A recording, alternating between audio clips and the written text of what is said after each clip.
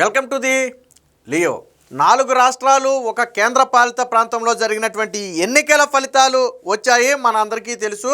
So 2 రాష్ట్రాల్లో అందరి అంచనాలను తలకిందులు చేస్తూ సంచలన ఫలితాలు అయితే నమోదయ్యాయి. ఒకటి వెస్ట్ బెంగాల్లో మమతా బెనర్జీని ఓడించి అక్కడ బీజేపీ అధికారం చేపట్టడం ఒకటైతే, రెండవది తమిళనాడులో ద్రావిడ పార్టీలను కాదని టీవీకే విజయ్ పార్టీ ప్రారంభించిన 2 ఏళ్లలోనే దాదాపుగా ముఖ్యమంత్రి అయ్యే స్థాయికి ఎదగటం అనేది ఒక పెను సంచలనంగా మారింది. ముఖ్యంగా దేశం మొత్తం కూడా ఈ 2 రాష్ట్రాల ఫలితాల మీదే ప్రధానంగా దృష్టి కేంద్రీకరించాయి. అందులో తమిళనాడు రాజకీయాల్లో వాస్తవానికి అంటే తమిళనాడు ప్రజల నాడి అనేది ఎవరికి అందలేదు అని చెప్పడానికి ఒక ఉదాహరణ ఏంటంటే, ఏ సర్వే సంస్థ కూడా విజయ్ గెలుస్తాడు అని చెప్పలేదు. పైగా చాలా సంస్థలు ప్రతిపక్ష హోదా కూడా రాదని చెప్పాయి. డిఎంకే పార్టీ అంటే ఇప్పటి వరకు అధికారంలో ఉన్నటువంటి డిఎంకే పార్టీ మరొకసారి చరిత్ర సృష్టించబోతుంది. తమిళనాడులో ఉన్నటువంటి ఆ వారసత్వాన్ని మరొకసారి బ్రేక్ చేయబోతుంది. అంటే తమిళనాడులో ఒక వారసత్వం ఉంది ఏంటంటే, ప్రతి 5 సంవత్సరాలకి 100% ప్రభుత్వాన్ని మారుస్తారు, అందులో డౌటే లేదు. ఇప్పటి వరకు డిఎంకే 6 సార్లు అధికారంలో ఉంటే ఏఐడిఎంకే 7 సార్లు అధికారంలో ఉంది. సో కరుణానిధి జయలలిత దగ్గర నుంచి చాలామందికి తెలిసిన రాజకీయమైన అనుకోండి. బట్ ఈసారి స్టాలిన్ మరొకసారి ముఖ్యమంత్రి కాబోతున్నాడని చెప్పి సర్వే సంస్థలు చెప్పినప్పటికీ కూడా, విజయ్ని ఎవరు పట్టించుకోనప్పటికీ కూడా ఫలితాలలో మాత్రం పెను ప్రభంజనం సృష్టించాడంటే తమిళనాడు ఓటర్ నాడిని విజయ్ పట్టుకున్నంతగా మరెవరూ పట్టుకోలేదనేది అర్థమవుతుంది. మొత్తంగా తమిళనాడుకు సినీ రంగానికి ఒక విడదీయరాని అనుబంధం ఉంది. అంటే తమిళ రాజకీయాలకు సినిమాకి ఒక విడదీయరాని అనుబంధం ఉంది. ఎందుకంటే మనం చూసుకున్నటువంటి రామచంద్రన్ కావచ్చు, జయలలిత కావచ్చు, లేదా కరుణానిధి కావచ్చు, వీళ్ళందరూ కూడా గతంలో సినీ ఫీల్డ్ నుంచి తర్వాత రాజకీయాల్లోకి వచ్చి స్థిరపడిన వాళ్ళే. సో అదేవిధంగా ఇప్పుడు విజయ్ కూడా సినీ ఫీల్డ్ నుంచి రాజకీయాల్లోకి వచ్చారంటే తమిళనాడు ప్రజలు ఒకటి స్పష్టంగా అర్థమవుతుంది తమిళనాడు ప్రజల దగ్గర నుంచి. అయితే సరే, ఈ మధ్యలో 2-3 పార్టీలు పెట్టే ప్రయత్నం చేశారు, ఇప్పటికీ పెట్టారు, బట్ ఎఫెక్టివ్ చూపించలేదు అనుకుంటే అది వేరే విషయం. గతంలో రజనీకాంత్ కూడా పార్టీ పెడుతున్నారనే ఊహాగానాలు వచ్చినప్పటికీ కూడా తర్వాత రజనీకాంత్ ఆ దశగా అడుగులు వేయలేదు. వాస్తవానికి చాలామంది అభిమానులు రజనీకాంత్ పార్టీ పెట్టాలని చెప్పారు. మేబీ రజనీకాంత్ పార్టీ పెట్టి ఉంటే బహుశా ఇలాంటి ఫలితాలు వచ్చేవేమో అని చెప్పి ఇప్పుడు చాలామంది అనుకుంటున్నారు. ఎందుకంటే రజనీకాంత్ గారు కూడా మంచి స్టార్డమ్ ఉన్న వ్యక్తి. ముఖ్యంగా తమిళనాడు ప్రజలు రజనీకాంత్ని దేవుడిగా భావిస్తారు. నైతిక విలువలు ఉన్నటువంటి వ్యక్తి, వివాద రహితుడుగా ఉంటాం, అలాగే ప్రజలకు ఏదో ఒకటి చేయాలనే ఆలోచన తపన ఉన్నటువంటి వ్యక్తి. సో ఇప్పుడు చాలామంది అనుకుంటున్నారు బహుశా రజనీకాంత్ కన్నా గతంలో పార్టీని పెట్టి ఉంటే ఈ పార్టీకైనా సీఎం అయ్యేవాడేమోనని చెప్పి చాలామంది అనుకుంటున్నటువంటి పరిస్థితి. ఏదేమైనా మొత్తంగా విజయ్ అయితే 108 స్థానాలతో అతిపెద్ద పార్టీగా అయితే అవతరించారు. బట్ ఇంకా అంటే మ్యాజిక్ ఫిగర్కు మరొక 10 సీట్లు కావాలి. మరి ఆ 10 సీట్లు ఎలా తీసుకుంటారు? డిఎంకే ఏఐడిఎంకే నుంచి ఎట్టి పరిస్థితుల్లో తీసుకునే అవకాశం లేదు. బీజేపీని కూడా సూటిగానే విమర్శించినటువంటి పరిస్థితి. ఇకపోతే కాంగ్రెస్ పార్టీతో పాటు చిన్న చిన్న పార్టీల నుంచి కూడా కొన్ని సీట్లు ఉన్నాయి. బహుశా వారిని ఏమైనా కలుపుకుని ప్రభుత్వాన్ని ఏర్పాటు చేస్తాడా, లేదా అన్నా డిఎంకే నుంచి ఏమైనా సపోర్ట్ తీసుకుంటారా అనేది ప్రస్తుతానికి క్లారిటీ లేదు. లేదా ఎవరి నుంచి అయినా బయట నుంచి మద్దతు తీసుకుని ప్రభుత్వాన్ని ఏర్పాటు చేస్తారా అనేది మొత్తానికి తెలియదు. కానీ దాని మీద చర్చలు నడుస్తున్నాయి. అయితే ఇప్పుడు విజయం వెనక ఖచ్చితంగా ఆయన కృషి ఉంది. ఆయన మాటల ద్వారా ప్రజల్ని ఆకట్టుకున్నాడు, ఒక నమ్మకాన్ని కలిగించాడు. ఒక యువ నాయకుడిగా నేను మీ జీవితాలను బాగు చేస్తానని చెప్పి ఆయన ఒక నమ్మకం కలిగించాడు. ఇక్కడ ప్రధానంగా విజయ్ గెలవడానికి 2 ఫ్యాక్టర్స్ బాగా ఉపయోగపడ్డాయి. ఒకటి, సినీ ఫీల్డ్ నుంచి యువత క్రేజ్తో ఆయన రాజకీయ అరంగేట్రం చేయడంతో యువత, మహిళ ప్రధానంగా విజయ్ వెంట నిలబడ్డారు, అది ప్రధానమైనది. రెండోది వచ్చేసి ఆయన ఇచ్చినటువంటి హామీలు. దాదాపుగా 50 సంవత్సరాల నుంచి ఏలుతున్నటువంటి ద్రావిడ పార్టీలను కాదని ఈరోజు టీవీకే పార్టీ విజయం సాధించింది అంటే ప్రధానంగా విజయ్ ఇచ్చినటువంటి హామీలు. సో ఇప్పుడు ప్రధానంగా చర్చ దీని మీద నడుస్తుంది. సో ఓకే, ఇవాళ రేపు ముఖ్యమంత్రి పగ్గాలు చేపడతాడు, ఓకే, బట్ అతను ముందున్నటువంటి సవాళ్ళేంటి, విజయ్ ముందున్నటువంటి సవాళ్ళేంటి అనేది ఇప్పుడు ప్రధానంగా ఆ చర్చ కూడా నడుస్తుంది. సో దీంతో విజయ్ ఏమి హామీలు ఇచ్చాడు, సో ఎలాంటి హామీలను తమిళనాడు ప్రజలు నమ్మారు, సో అవి ఆచరణ సాధ్యమేనా కాదా అనేది ఇప్పుడు ప్రధానంగా చర్చ నడుస్తుంది. సో విజయం సాధించిన సందర్భంగా అసలు తమిళనాడులో విజయ్ ఇచ్చినటువంటి హామీలు ఏంటనేది, అవి ఎంతవరకు ఆచరణ సాధ్యం అనేది ఒకసారి మనం పరిశీలించే ప్రయత్నం చేద్దాం. సో విజయ్ ముందున్న ప్రధాన సవాళ్లు, ఎందుకంటే ఆయన ముఖ్యమంత్రి పగ్గాలు చేపట్టిన తర్వాత ఖచ్చితంగా ఇచ్చిన హామీలు అమలు చేయాలి. ఇప్పుడు డిఎంకే పార్టీ గత ఎన్నికల్లో 100% హామీలు ఇస్తే దాదాపుగా 60 నుంచి 70% వరకు మాత్రమే వాళ్ళు పూర్తి చేశారు. 30% హామీలు వాళ్ళు పూర్తి చేయలేదు. సో అది ఇప్పుడు ఎన్నికల్లో ప్రచారణ హస్తంగా బాగా ఉపయోగపడింది. డిఎంకే మేము 70-80% హామీలు పూర్తి చేశామని చెప్పుకున్నప్పటికీ కూడా ఆ పూర్తి చేయని 20% హామీలే ఈరోజు వాళ్ళని వ్యతిరేకించడానికి ప్రధాన కారణమని కూడా చెప్తున్నారు. కాబట్టి విజయ్ ఇచ్చినటువంటి హామీలు కానీ ఇప్పుడు నెరవేర్చకపోతే సరే ఇప్పుడు గెలుపు బాగానే ఉంటుంది, ప్రమాణ స్వీకారం వరకు ఈ వేవ్ అంతా బాగానే ఉంటుంది. బట్ గెలవటం వేరు, గెలిచిన తర్వాత పాలించడం వేరు. ఫర్ ఎగ్జాంపుల్ మన రాష్ట్రంలో జగన్మోహన్ రెడ్డిని తీసుకుందాం.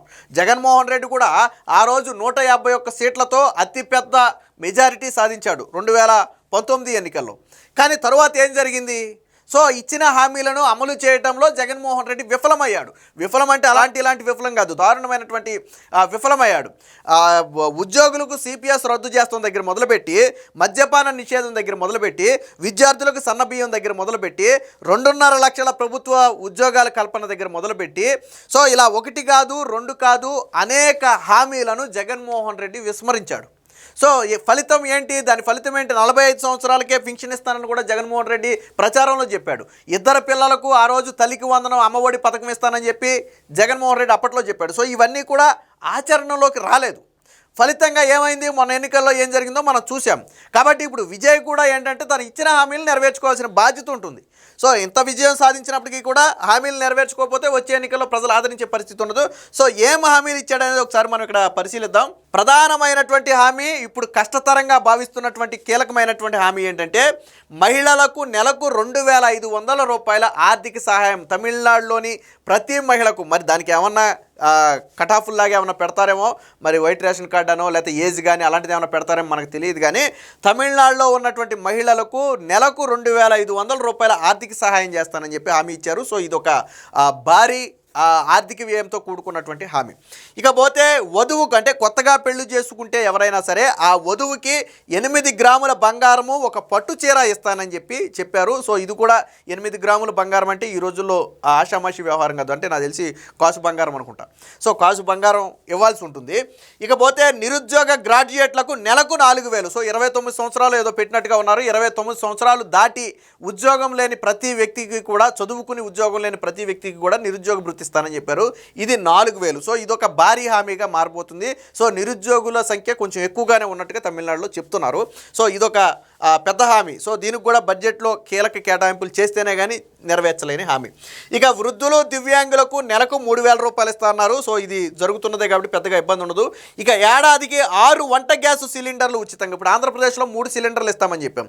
సో అది ఇప్పుడు తమిళనాడులో విజయ్ ఏం చేశాడు? మహిళల ఓట్లను ఆకర్షించడానికి 6 సిలిండర్లు ఇస్తామని చెప్పి ఎన్నికల్లో విజయ్ అయితే హామీ ఇవ్వడం జరిగింది. సో ఇదొక కీలక హామీ. అంటే ప్రతి 2 నెలలకు ఒక సిలిండర్ ఖచ్చితంగా మహిళలకు, ఆ కుటుంబానికి ఉచితంగా ఇవ్వాల్సి ఉంటుంది.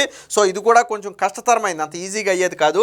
ఇక గృహాలకు 200 యూనిట్ల లోపు ఉచిత విద్యుత్తు, ఇది పెద్దగా భారం పడకపోవచ్చు. 5 లక్షల కొత్త ప్రభుత్వ ఉద్యోగాల కల్పన. సో ఇది మరి అక్కడ ఉన్నటువంటి పరిస్థితులకు ఆధారంగా కల్పన అనేది ఉంటుంది. అది ప్రైవేటు రంగము, అలాగే అంటే ఇక్కడ ప్రభుత్వ ఉద్యోగాలు అంటే ఖచ్చితంగా మళ్ళీ ప్రభుత్వ ఉద్యోగాలే కల్పించాలి. మరి ప్రైవేటు ఉద్యోగాలు ఈ లెక్కలోకి రావు. 5 లక్షల ఉద్యోగాలు, మరి అన్ని ఉద్యోగాలు అక్కడ ఖాళీ ఉన్నాయా లేదా అనేది అక్కడ పరిస్థితులు మనకు తెలియదు. ఇక ఉన్నత చదువుల కోసం 20 లక్షల వరకు రుణాలు, ఇది ఒక కీలకమైన హామీ. ఎవరైనా సరే విదేశాలకు వెళ్ళి లేదా ఉన్నత చదువులు చదువుకోవాలని ఎవరైనా విద్యార్థి భావిస్తే వాళ్ళకి 20 లక్షల వరకు రుణాలు ఇప్పిస్తానని చెప్పి ఒక స్పష్టమైన హామీ అయితే ఇచ్చారు. ఇక 5 లక్షల మందికి పెయిడ్ ఇంటర్నల్షిప్ అవకాశం కల్పిస్తానని చెప్పి ఒక హామీ ఇచ్చారు. స్కూల్ పిల్లల తల్లులకు ఏడాదికి 15,000 రూపాయలు. అంటే ఇక్కడ మనం ఏదైతే ఇప్పుడు తల్లికి వందనం లాంటిది పెట్టామో, సో అదే పథకానికి అక్కడ పేరు మార్చి 15,000 రూపాయలు ఇస్తామని చెప్పి విజయ్ అయితే ప్రకటించారు. ఇక 5 ఎకరాల లోపు రైతులకు రుణమాఫీ. సో ఇదొక పెద్ద హామీ కాబోతుంది. 5 ఎకరాల లోపు రైతులకు బ్యాంకుల్లో ఉన్నటువంటి ఏదైతే రుణం ఉందో ఆ రుణం మొత్తం కూడా మాఫీ చేస్తానని చెప్పి విజయ్ అయితే హామీ ఇవ్వడం జరిగింది. మరి అక్కడ ఎంతమంది రైతులు ఉన్నారు, రుణమాఫీ అంటే అది ఎన్ని వేల కోట్లకు చేరుతుంది అనేది మనకైతే అంచనా తెలియదు. కానీ ఇదొక భారీ హామీగా మారబోతుంది. సో ఖచ్చితంగా ఆల్రెడీ గతంలో చంద్రబాబు గారు కూడా ఈ ప్రకటన చేశారు. సో కాబట్టి ఇప్పుడు విజయ్ కూడా ఇదే ప్రకటన చేశారు. కాకపోతే చంద్రబాబు గారు దాదాపుగా నెరవేర్చారు. ఒక విడత ఆ హామీని నెరవేర్చే సమయానికి అప్పట్లో రెండోసారి ఎన్నికలు వచ్చేటప్పటికి ఇబ్బంది అయింది అనుకోండి, అది వేరే విషయం. సో ఇది మొత్తంగా 5 ఎకరాల లోపు రైతులకు రుణమాఫీ. ఇది కాకుండా మళ్ళీ రేషన్ షాపుల ద్వారా కావచ్చు, స్కూళ్ళు కాలేజీల్లో విద్యార్థినులకు మహిళలకు ఉచితంగా నాప్కిన్లు ఇస్తామని చెప్పి కూడా ఒక ప్రకటన చేశారు. సో ఇలా ఆఫ్ ద రికార్డ్ ఇంకా చాలా ఉన్నాయనుకోండి. సో ఈ కీలకమైనటువంటి ప్రధానంగా ఆర్థిక భారం పడేటువంటి హామీలు. సో ఇప్పుడు ఈ హామీల అమలుకు ఎలా చేయగలుగుతారు? ఇప్పుడు విజయ్ అధికారాన్ని చేపట్టినప్పుడు ఈ హామీలు నెరవేర్చాలంటే కొంత కేంద్ర సహాయం కూడా కావాలి అనేది కొంతమంది విశ్లేషకుల మాట. ఎందుకంటే ఇచ్చినటువంటి హామీలు చాలా భారీ సంఖ్యలో ఉన్నాయి. సో కేంద్రం నుంచి వెన్నుదన్ను లేకపోతే ఈ హామీలు అక్కడ ఉన్నటువంటి ఆర్థిక పరిస్థితి దృష్ట్యా నెరవేర్చడం అనేది సాధ్యపడకపోవచ్చు.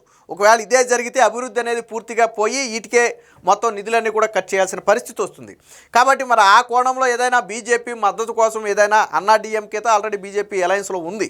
సో మరి అక్కడి నుంచి ఏమైనా మద్దతు తీసుకుని కేంద్రంలో నరేంద్ర మోదీ మద్దతుతో ఏమన్నా వీటిని కొంత ఇంప్లిమెంట్ చేసే ప్రయత్నం చేస్తారా, లేదా ఓన్గా మళ్ళీ ఇక్కడ ప్రాబ్లం ఏంటంటే వేరొక పెద్ద పార్టీతో కలిస్తే తర్వాత పాలనలో విజయ మార్కు ఉండకపోవచ్చు, కొంత వాళ్ళ ప్రభావం ఉండొచ్చు, పాలనలో వాళ్ళ ప్రభావం ఉండొచ్చు, వాళ్ళ సపోర్ట్తో అధికారంలోకి. సో ఇది కూడా ఒక ఫ్యాక్టర్ ఇక్కడ. అందుకనే విజయ్ ఏంటంటే చిన్న చిన్న పార్టీలు సిపిఐ సిపిఎం లాంటి పార్టీలు కూడా 1-2 స్థానాలు వచ్చినాయి. అలాగే దాదాపుగా ఒక 12-13 స్థానాలు ఉన్నాయి వేరు వేరు పార్టీలు, ఈవెన్ కాంగ్రెస్తో కూడా కలిపి. సో వాటి నుంచి సపోర్ట్ తీసుకుంటే విజయ్కి మెజారిటీ అయితే సరిపోతుంది. వాళ్ళైతే పెద్దగా పాలనలో ఇన్వాల్వ్ అయ్యే అవకాశం లేదు, ఆ విజయ్ మార్కు పాలన చూపించడానికి అవకాశం ఉంటుంది. బట్ ఇచ్చిన హామీలు అన్నీ కూడా పెద్ద హామీలుగానే ఉన్నాయి. సో మరి చూడాలి మొత్తానికి ఏం జరుగుతుందో. ఏది ఏమైనా విజయ్ భారీ విజయం సాధించిన తర్వాత ఇప్పుడు విశ్లేషకులు ప్రధానంగా తొలి సంతకం దేని మీద చేస్తాడు, తరువాత ఈ హామీలను ఎలా నెరవేరుస్తాడు, ఇచ్చిన మాటను ఎలా నిలబెట్టుకుంటాడు అనే దాని మీద అయితే చర్చ నడుస్తుంది. ఏది ఏమైనా తమిళనాడు ప్రజలు ద్రావిడ పార్టీలను కాదని ఒక పార్టీకి పట్టం కట్టడం అనేది ఖచ్చితంగా చరిత్రే.